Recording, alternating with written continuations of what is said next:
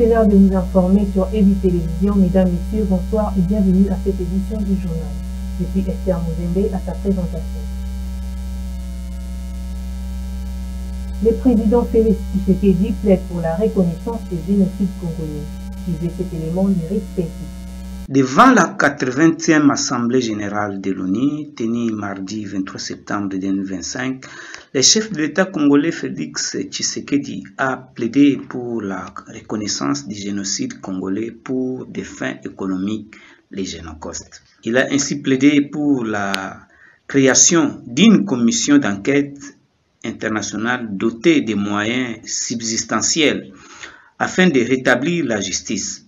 Il a averti: refuser de reconnaître les génocides congolais correspond à une forme de complicité. Félix Tshisekedi a dénoncé la guerre qui sévit en RDC depuis plus de 30 ans, qualifiant ces conflits de génocides silencieux, frappant le peuple congolais, déclarant que cette guerre dépasse depuis longtemps les seules dimension militaire ou géopolitique visant à piller les ressources du pays, effacer sa mémoire collective et détruire ses communautés. Félix Tshisekedi a réitéré les ambitions du gouvernement congolais pour une paix juste, durable et vérifiable, rejetant toute accalmie factice qui a trop souvent déçu l'espoir du peuple. Ce discours est une étape majeure dans la diplomatie de paix du président Tshisekedi, marquant un appel fort à la communauté internationale pour un soutien accru au processus de paix en RDC. En marge de la 80e Assemblée générale des Nations Unies, la RDC a réaffirmé sa souveraineté. Samuel Ndima nous donne les détails. En marge de la 80e Assemblée générale des Nations Unies, la République démocratique du Congo a réaffirmé son engagement en faveur des droits des peuples autochtones, de la protection des forêts. La ministre de l'Environnement, du Développement durable et de la nouvelle économie du climat, professeur Marie Nyange, a pris part au dialogue de haut niveau sur le peuple autochtone et communautés locales organisé par la Fondation Ford. Lors de cette rencontre, la ministre a rappelé les avancées législatives récentes du pays, notamment l'adoption de la loi portant promotion et protection des droits des peuples autochtones ainsi que celle sur l'aménagement du territoire. Ces instruments juridiques placent les peuples autochtones au cœur de la lutte contre les changements climatiques et l'érosion de la biodiversité, car leur contribution à la préservation des écosystèmes est inestimable, a déclaré Marie Nyange. La ministre a également évoqué les réformes en cours, notamment la réforme foncière et l'élaboration d'une nouvelle politique forestière. La RDC ne compte pas s'arrêter là. Nous voulons bâtir un cadre qui intègre pleinement les communautés locales et autochtones comme des acteurs incontournables dans la gestion durable de nos forêts, a-t-elle ajouté. Dans l'après-midi, la délégation congolaise a participé à la table ronde de la coalition juridictionnelle RED. À cette occasion, Marie Nyange a insisté sur les valeurs qui doivent guider cette initiative. Nous plaidons pour que l'équité et la justice soient au cœur de cette coalition afin de garantir l'efficacité et la crédibilité des actions à mener, a-t-elle affirmé. Avec la deuxième plus grande forêt tropicale du monde, la RDC confirme ainsi sa volonté de jouer un rôle moteur dans la gouvernance climatique mondiale tout en défendant les droits des communautés locales et des peuples autochtones. Félix Tshisekedi sur la démission de Kamere, je ne suis pour rien, Petit, suivez. J'ai appris comme vous aussi aujourd'hui la démission du président de l'Assemblée nationale. Ce que je tiens à vous dire, c'est que il y a quelques jours, moi j'avais reçu dans le cadre d'une réunion interinstitutionnelle tous les chefs de corps de nos institutions. Et il y avait là le président de l'Assemblée nationale, le président du Sénat, la première ministre et le président du Conseil supérieur de la magistrature. Le mot d'ordre était que la rentrée se fasse dans la sérénité, le calme qui soit. Et je crois que vous avez vu les discours de rentrée, ils ont été justement dans ce sens-là.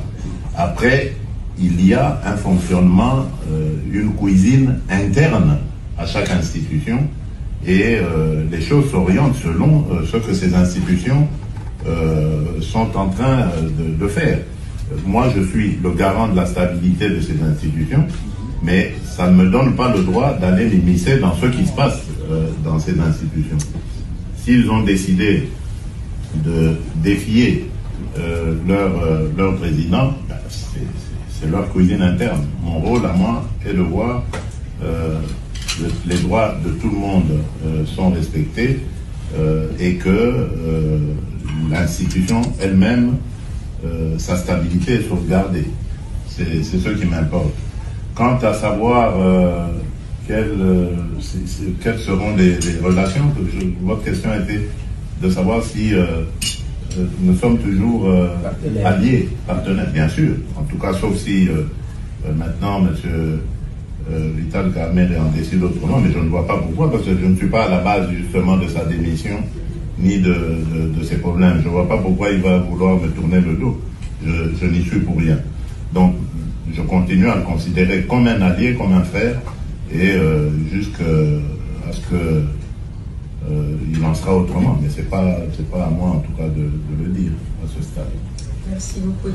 Pour Crispin Mbindoulé, en déposant sa démission, Vital Kamere a échappé au débat et au vote car il reconnaît le grief formulé contre lui. Petit nous donne le détail.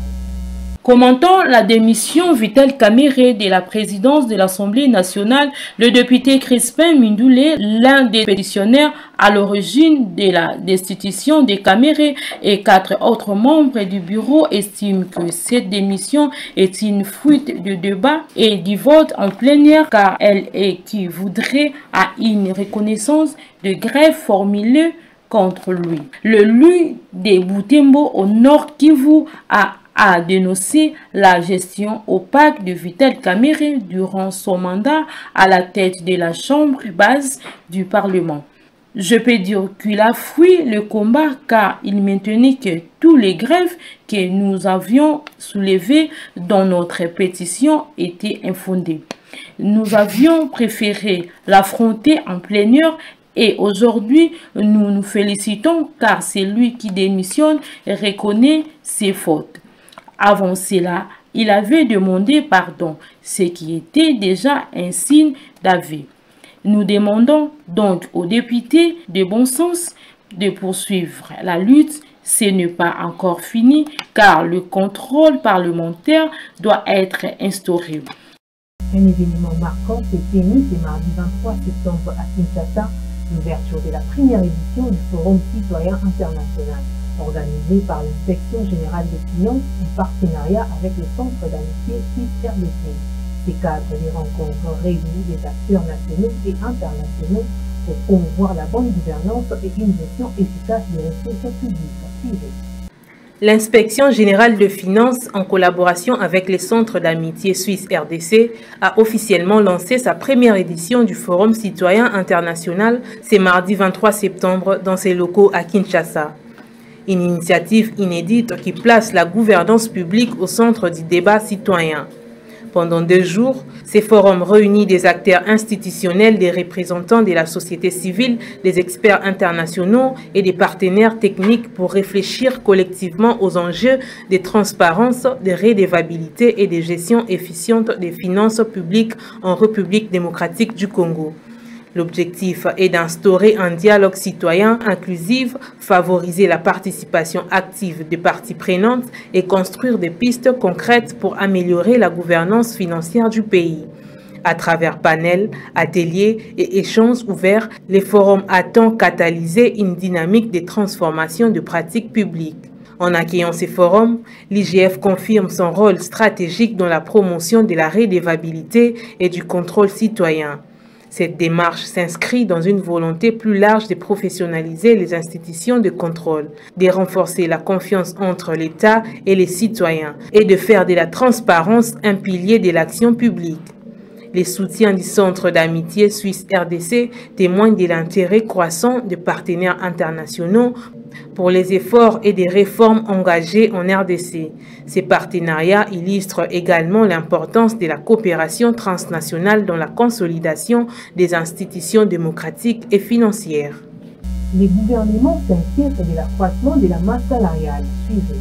Si la masse salariale continue de croître sans contrôle, l'essentiel des recettes publiques sera absorbé par le paiement des salaires au détriment des investissements en infrastructures et du développement. C'est ce qu'a déclaré Daniel Mukoko-Samba mardi 23 septembre au sortir de la réunion hebdomadaire du comité de conjoncture économique dirigé par la première ministre Judith Suminwa Tuluka. La masse salariale en RDC reste très élevée par rapport aux recettes fiscales. Alors que le pays devrait clôturer l'année avec un taux d'inflation de 7,8%, un niveau historiquement bas depuis 4 ans, le gouvernement s'inquiète de la soutenabilité budgétaire. Des actions courageuses sont nécessaires pour garantir un équilibre entre dépenses courantes et investissements structurants, a averti Daniel Mukoko-Samba. Le vice-premier ministre en charge de l'économie nationale a par ailleurs fait état d'une amélioration notable du marché d'échange au cours des derniers jours. Selon lui, le rafraîchissement du franc congolais face au dollar est le fruit d'un travail conjoint entre la Banque centrale et le gouvernement et non les résultats du hasard. La Banque centrale a procédé à un ajustement du niveau des réserves obligatoires tandis que le gouvernement a poursuivi un resserrement budgétaire, notamment par la bonne gestion des échéances fiscales. Cette coordination a permis aux francs congolais de se raffermir. L'objectif est de poursuivre sur cette lancée afin que les taux d'échange atteignent un niveau compatible avec l'activité économique. Cette stabilisation vise entre autres à renforcer la confiance des acteurs économiques et protéger les pouvoirs d'achat des ménages. La communauté autochtone actrice auprès de la protection des forêts, souligne Marie Nyangé. En marge de la 80e Assemblée générale des Nations unies, la République démocratique du Congo a réaffirmé son engagement en faveur des droits des peuples autochtones de la protection des forêts. La ministre de l'Environnement, du Développement durable et de la nouvelle économie du climat, professeur Marie Nyangé, a pris part au dialogue de haut niveau sur le peuple autochtone et communautés locales organisé par la Fondation Ford. Lors de cette rencontre, la ministre a rappelé les avancées législatives récentes du pays, notamment l'adoption de la loi portant promotion et protection des droits des peuples autochtones ainsi que celle sur l'aménagement du territoire. Ces instruments juridiques placent les peuples autochtones au cœur de la lutte contre les changements climatiques et l'érosion de la biodiversité car leur contribution à la préservation des écosystèmes est inestimable, a déclaré Marie Niangé. La ministre a également évoqué les réformes en cours, notamment la réforme foncière et l'élaboration d'une nouvelle politique forestière. La RDC ne compte pas s'arrêter là. Nous voulons bâtir un cadre qui intègre pleinement les communautés locales et autochtones comme des acteurs incontournables dans la gestion durable de nos forêts, a-t-elle ajouté.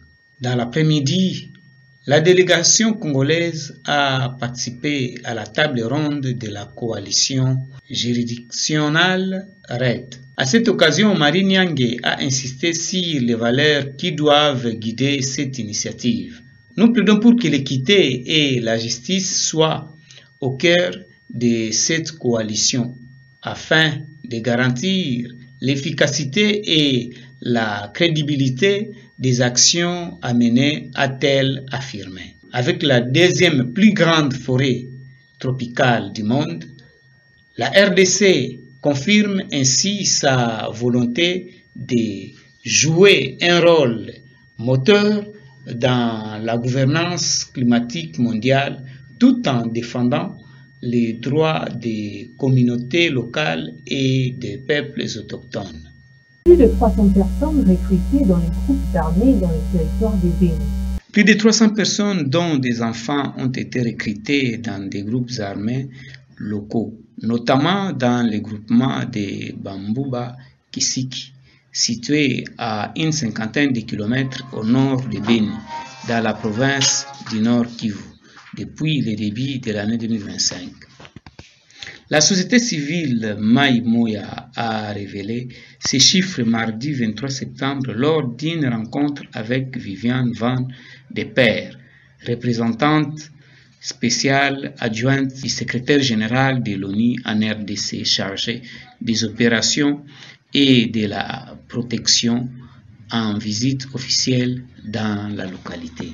Yango Buena Basamunga, président de cette structure, a souligné que ces recrutements ont été facilités par le manque d'activités pour les jeunes, notamment l'absence d'école pour les enfants et de travail pour les adultes, ce qui fait des jeunes des cibles faciles pour les milices. Dans ce contexte, il a demandé un soutien pour la construction des centres de formation professionnelle afin d'occuper les jeunes et diminuer les risques d'enrôlement dans des groupes armés. Ce manque de centres ouvre une brèche aux enfants orphelins qui se réfugient dans les groupes armés. Viviane Van de Père a promis de transmettre cette doléance aux acteurs humanitaires présents à Béni. Ces chiffres et préoccupations s'inscrivent dans un contexte plus large d'enrôlement d'enfants par des groupes armés dans l'est de la RDC, un phénomène lié notamment à la fermeture des écoles et à l'instabilité sécuritaire dans la région selon la société civile. En province, blessés graves et dégâts matériels importants lors d'une bagarre entre les élèves à Matadi. Une bagarre généralisée a éclaté entre des élèves de deux écoles voisines, l'ITP Matadi et l'Institut Belvédère dans la ville de Matadi au Congo central. Plusieurs personnes, dont des élèves, ont été grièvement blessées lors de cet affrontement. Selon des témoins, cette bagarre est survenue sans raison apparente. Des projectiles ont été lancés provoquant la panique parmi la population et causant des blessures graves aussi bien chez les élèves que chez les passants et les personnes vivant aux alentours de ces écoles. Les quartiers Ntsakala Nsimba et Dibwa Ntsakala, situés dans la commune de Nzanza, ont subi d'importants dégâts matériels affectant maisons d'habitation et commerces. Les résidents déplorent ces violences récurrentes. Ils expriment leur ras-le-bol et demandent des mesures fermes pour mettre fin à ces troubles. Cette situation dure depuis plusieurs mois et ce n'est pas la première fois que des bagarres éclatent. Nous appelons les maires de la ville et les gouverneurs à intervenir rapidement et à convoquer les responsables de ces deux écoles. Il est exaspérant de voir ces élèves censés être des modèles et l'avenir du pays se comporter comme des délinquants, déclare un habitant. Jean-Pierre Kokumbo, inspecteur principal provincial de l'éducation du Congo central 1, condamne fermement ces nouveaux incidents. Il annonce que les préfets seront convoqués pour répondre de ces situations qui inquiètent et perturbent la quiétude de nombreuses personnes. Nous sommes arrivés à la fin de ce numéro. Merci d'avoir été à l'écoute. Au revoir.